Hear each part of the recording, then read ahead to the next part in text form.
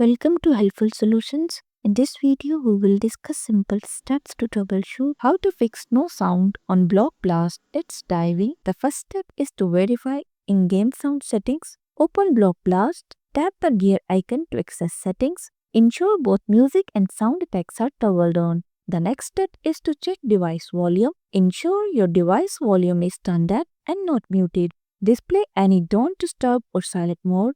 The next step is to restart the application. Close Block Blast completely and reopen it to refresh the app. The next step is to update or reinstall the app. Visit your device app store to check for updates. If the problem persists, uninstall and reinstall Block Blast. And there you have it. If you found my video helpful, please like, share and subscribe to my channel for more practical tips. Thanks for watching.